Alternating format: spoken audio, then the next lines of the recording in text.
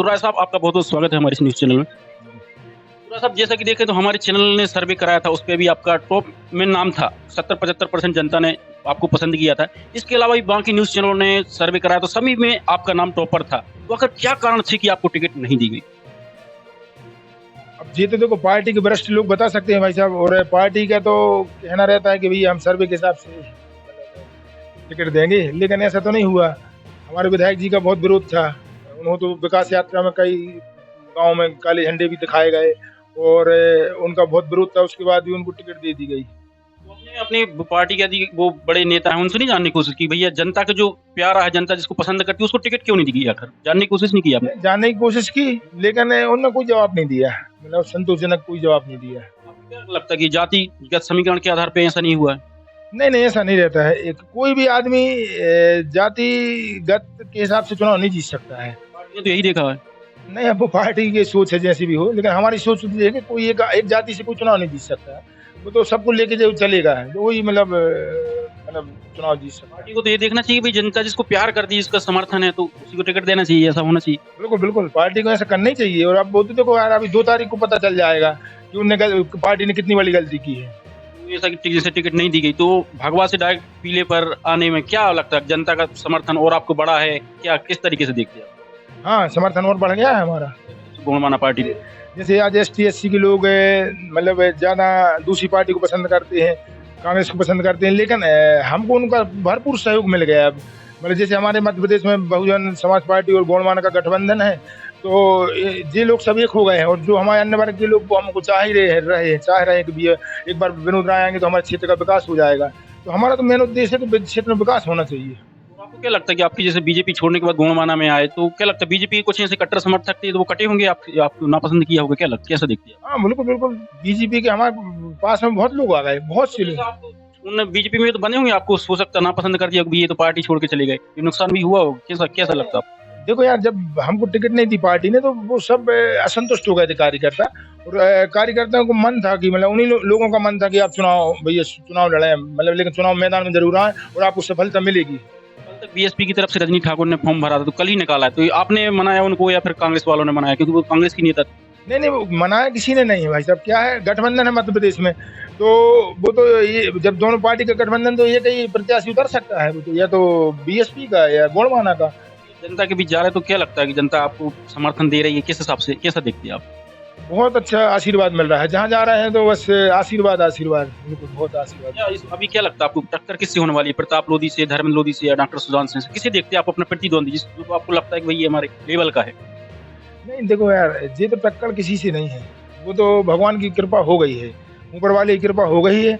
और जहाँ आप भी जाते होंगे, सुनते होंगे कि ये कहीं एक तरफा, बिल्कुल एक तरफा माहौल है। क्या लगता है कितने हजार वोटों से जीत दर्ज कराने वाले हो आप? अब वो तो हमको तो लगता है कि 15-20 हजार से ऊपर ही प्लस में जाएंगे जी। मेन मुद्दे क्या हैं जो लेके आप जनता के बीच जा रहे हो? देखो यार, हमारे क्षेत्र में भाई साहब विकास नहीं हुआ है, विकास जीरो है।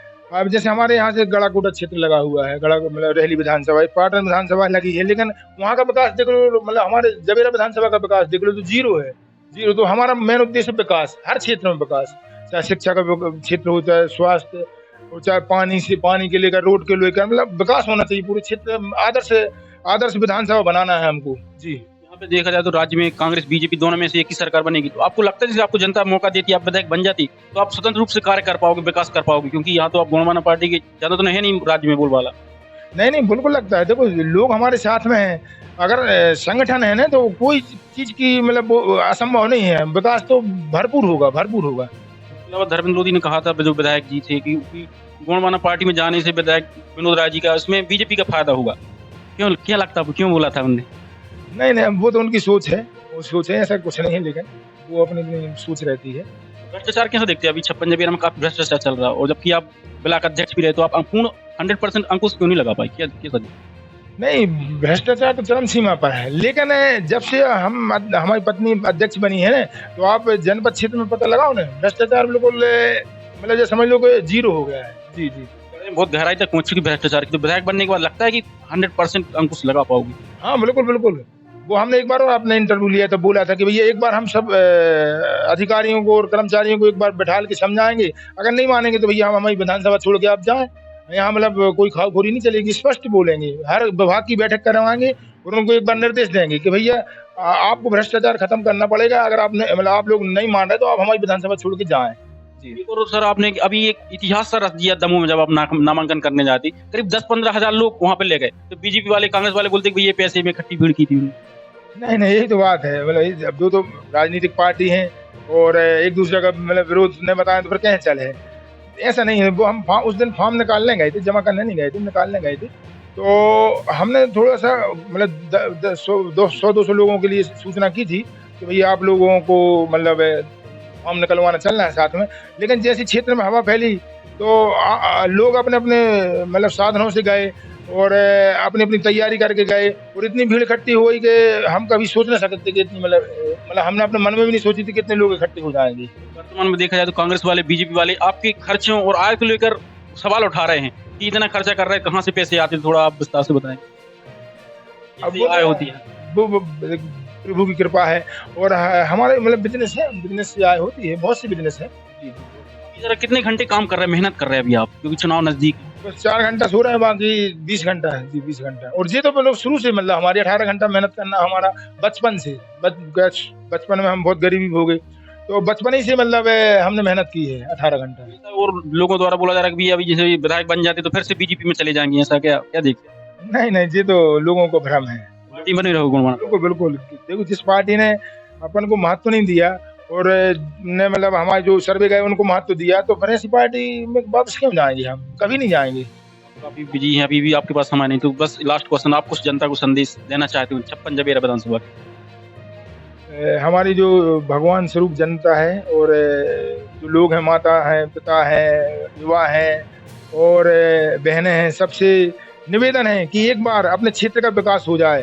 विकास के लिए हमारा चुनाव चिन्ह आ रही है, उस पर 17 तारीख को बटन दबाकर भारी बहुमतों से विजयी बनाएं। यही हमारा संदेश है। तो बहुत बहुत धन्यवाद कि आपने इतना कीमती समय दिया हमको। आपको भैया बहुत बहुत धन्यवाद, बहुत बहुत हृदय से धन्यवाद।